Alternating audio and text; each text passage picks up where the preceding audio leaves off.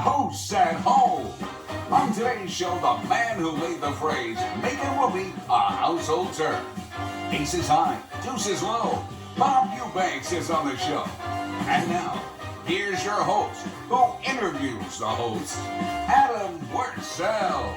Thank you, Richard Malmus. Hi, everybody. Welcome to this, the very first edition of Hoste at Home. The title says it all. Each week, we're talking to a different host from the comfort of their very own home. And to kick it off, I could not think of a better way than this. You know, when you think of iconic game show hosts, this man makes the short list every single time. I have the honor of co-hosting the live stage game show, Hollywood's Greatest Game Shows, with this man across the U.S. and Canada. But more importantly, I have the honor of calling him a dear friend. Bob Eubanks, welcome to Hoste at Home. What a great idea you have. As usual, you're a game show junkie, you know that? I've been told that by you several times, but it's better than being a real junkie. When you're with your wife, let's say at night, do you ever say it's time for our 25-point bonus question? Actually, last night we had quite the bonus question, but that's another story. You know, we're all at home. What else is there to do? Tell me about it. Tell everybody, where is home for you? Well, I live in Southern California in a town called Thousand Oaks, and we've been here for a long, long time. We love it here. You know, as you know, Adam, we travel all over the country, and I honestly, I just love it here. It's so much fun to come home. It's just a neat place. What do you do when you're at home? Are you the cook of the house? I don't cook. I clean. I can't boil water, but I'm the cleaner. So my son Noah and my wife, they cook us for them, and then they walk away, and I do the dishes and clean up everything. But you know, we all have our positive points, and that's mine. But I can't cook. You mentioned, of course, your wife, your son. We could not forget about Lucky. Love that dog. You have this cute little Chihuahua. Tell everybody about Lucky. She's a Chihuahua and a King Charles Spaniel mix. I don't know where she is. I could have petted her. But, you know, when we hold hands and say grace, she'll put her paw in our hands. Lucky sleeps with my son. She follows my wife around all day. And when she wants to go poop, she comes to me and let her outside. She knows what she's doing. Yeah. 9-time Emmy Award winner, the star of Hollywood's Greatest Game Shows, Bob Eubanks! You've blessed me with this amazing job co-hosting Hollywood's Greatest Game Shows with you. And let me say, you do a great job, man. You really do, man. Thank you. Well, I learned from the best, as they say. Oh, you mean Jim Lang? Yes. No, Chuck Woolery. Chuck Woolery, right. 9 games, over 40 contestants picked out of the audience, and then every show, someone has a chance to win $1 million. How did you come up with this incredible idea? Nobody's going to hire me to do a television game show anymore. I'm too old for that. So I decided, because I had so much fun doing it, we decided to put together a live show. And what we found is that gamblers love game shows. So as you know, we play a lot of casinos throughout the country. And it's just so much fun. And so we've taken all of the shows, as you know, Newlywed Game, Card Sharks, Name That Tune, all of them, and we put them together, and it's fun. Like you say, we use 42 contestants every show, and at the end of the show, someone has a chance to win $1 million. And we pray that they would win it. It would be the best thing that ever happened for us. We buy insurance on it, and so we want them to win $1 million. And of course, you mentioned the Newlywed Game, arguably, I would say, probably the most famous game show you hosted. But before that show premiered in 1966, you were like the go-to disc jockey in Los Angeles. You're bringing the Beatles to the Hollywood Bowl. How does that disc jockey become the host of the Newlywed Game? The way it happened was after the Beatles in '66, I was pretty tired of the concert business at that time. And so a couple of guys by the name of Nicholson and Mueller went out to lunch. And they wrote on a napkin, husbands predict wives, wives predict husbands. And they gave that to ABC. ABC gave it to Chuck Barris, who had the dating game on the show at the time. And he developed the show. And then back then, to find game show hosts, they went to disc jockeys. Later on, they went to weathermen, Sajak and Letterman and weathermen. and today it's actors, as you probably know. But every disc jockey in town auditioned, and I got lucky enough to win that audition. God only knows how.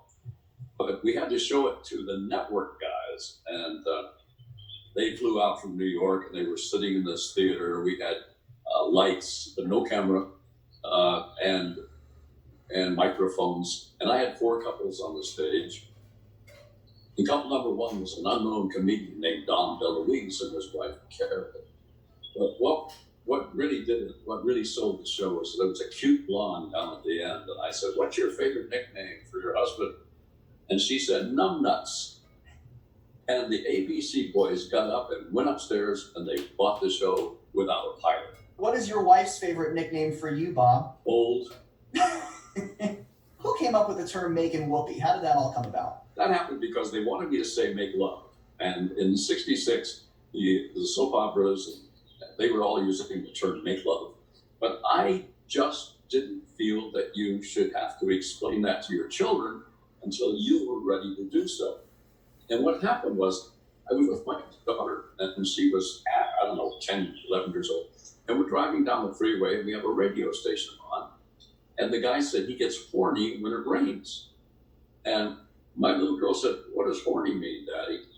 It made me so mad, I can't even tell you. So anyway, I wouldn't say "make love." Now, Sinatra had a hit record called "Making Whoopee." And so whoopee could have been anything. Chuck Barris very famously produced The Newlywed Game, along with The Dating Game and several others, hosted his own show, The Gong Show. When you look at Chuck, you can just tell this is a wacky guy. What was it like working with Chuck Barris? He was great. And all of the years, first of all, he had this thing with his company, and they would rate shows, and he was always prejudiced to The Dating Game. But when The Gong Show came along, the ABC boys came in and they saw it and everything, and they were talking about, I think, Gary Owens hosting it. And as the ABC guys left, they said, "You call Gary Owens." And they left. And Chuck turned to his friend and he says, "Don't even call Gary Owens. I'm going to host it." And he did.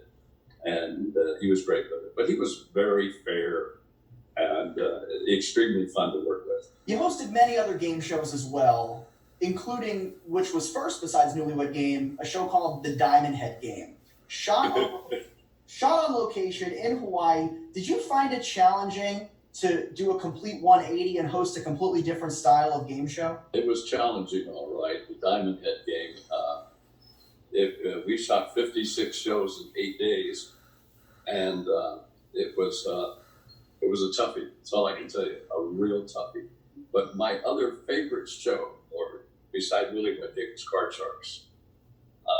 And I did Card Sharks for 5 years. Jim Perry did it over at NBC, and then I did it for Mark Goodson for 5 years, and I loved Card Sharks. It was fun. As you know, the reruns are still airing to this day.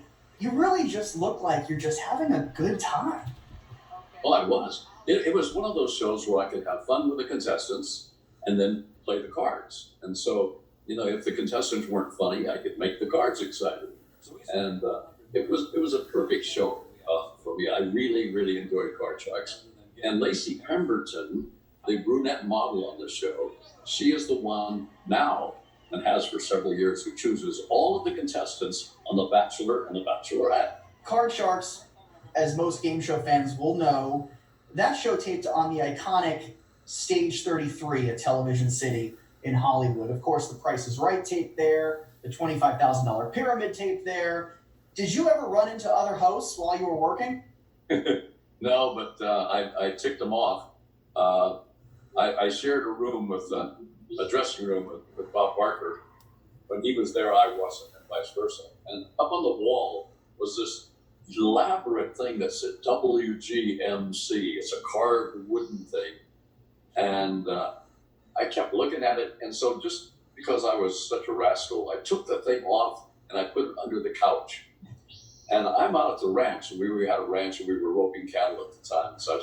I get an emergency phone call from Jonathan Goodson, the producer. And he said, "Where's Barker's sign?" I said, "What sign?" He said, "Don't mess with me, man. Where's his sign?" I said, "Oh, for crying out loud, it's under the couch." He said, "Well, he won't go on until we find it." He wouldn't go on camera until he found the sign. And I said, what does WGMC mean? And he said, world's greatest MC. That's a very unique story that you'll always remember. I stole the star off Alan Lutton's dressing room, and he wouldn't go on until they found the star. You were that guy, Bob. That's why everybody loves you. You have that personality. Yeah, well, I was doing a show. I forget what show it was. I didn't forget the host. But I asked the host, I said, how much do you make? And he just froze. Peter Marshall. He just froze. You know, this day and age, you see a lot of, when you watch end credits, you see a lot of hosts are also producing. They have an executive producer credit. You did that with a show called All-Star Secrets. And then you did that with a show, The Guinness Game, amongst others. You had your own production company. Do you think you were producing and hosting game shows before it was cool? I had a partner named Michael Hill, and Michael was really a good producer. And of course, game shows are being rebooted like crazy these days. You guys rebooted You Bet Your Life. Oh, that was a terrible one. I mean, that was a difficult one because the problem with comedians is that they can't stand to let anybody else be funny. And I mean, we had a lady on the show that could whistle and hum the same tune in harmony at the same time. And Hackett brought her to tears. It was just very difficult, but he was interesting to work with, to say the least. Speaking of difficult, and you're a pro, you can host anything. You could host the phone book. Was there ever a show that you hosted that you wished maybe would have been done differently, that maybe you went home at night and said, there's something with this format, I'm just not a fan? I think Diamond Head Game, we had to show the network the Diamond Head Game, and we were in an office with wooden islands, and I had to jump from island to island and all of that. And the Diamond Head Game was very difficult because when we got over there, they didn't want us there, really. And it was a really a difficult show to do for me. I would have done it differently, but what are you going to do, From something very difficult to something very easy, a very easy question, and that's your lovely wife, Deb. You've been married for a very long time. As they say, you are #couple goals. How did you two meet? Deb was Miss Colorado, and she was top 5 Miss USA. And the Star Search people saw her, and she went on Star Search and won $100,000 on Star Search as spokesmodel. And I said, wow, that's a hot-looking chick.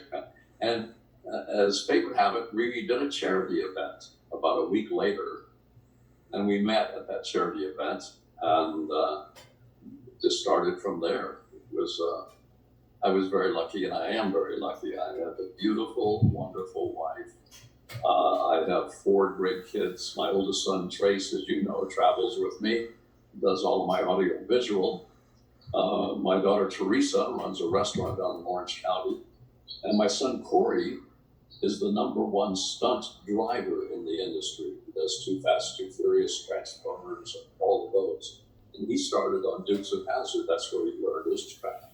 And then my 16-year-old son, Noah, who is a straight A student and just a very bright, wonderful young man. So I am very blessed. You mentioned Star Search. Of course, Star Search was the big talent competition show before there was an America's Got Talent. Right. Nowadays, especially on ABC, there are 7 game shows that have been rebooted and are currently on the air, of course, including the new version of Card Sharks with Joel McHale. Are you watching any game shows right now? Are there any ones in particular that No, I haven't been watching any of them. I really haven't. Because I'm certainly not jealous of them. I understand why I'm not being called to host. And I will tell you this. I have some contemporaries that get very angry when they see other people hosting. And I have a theory in life that you just have to take what you know how to do and reinvent yourself. And that's what I've been able to do. And because of that, we have Hollywood's Greatest Game Shows. And then I put together a show, a Beatles show called Backstage with the Beatles, of which I have a Beatle band on stage with me, and I tell never before heard stories that lead up to music. That sound that you just heard means that we're running out of time. So, Bob, it is time for the lightning round. This is very easy. Here's how this works. I'm going to say the name of a show that you hosted. All you have to do is tell me the first thing that comes to your mind. It could be anything. It could be a catchphrase, a blooper, something fun, a good memory from the show. There's no rules. Bob, are you ready? I hope so. All right, first show, Rhyme and Reason. Fun time. Nipsey Russell was a kick in the pants. Dream House. We should have called it Dream Furniture because we took us so long to give a house away.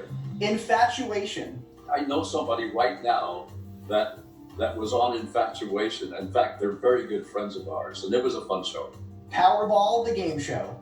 Powerball, that was the show I did with my wife, Deborah, and that was very exciting for me. Powerball Express, and helping us out is the very lovely Debbie James. Deb?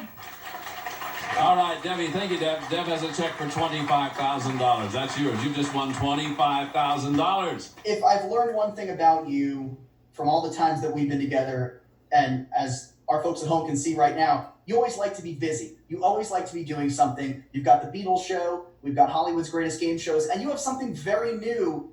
It's so cool. Tell everybody about this 60 and Up. Thank you very much for that. Yeah, I was having mobility troubles. I was in the rodeo business for many years, and I had both hips replaced and extensive back surgery, and I was having mobility issues. And a friend of mine named Dan Metcalf asked me to come over to his house to work out, and I did. And he invented the 60 Up balance board.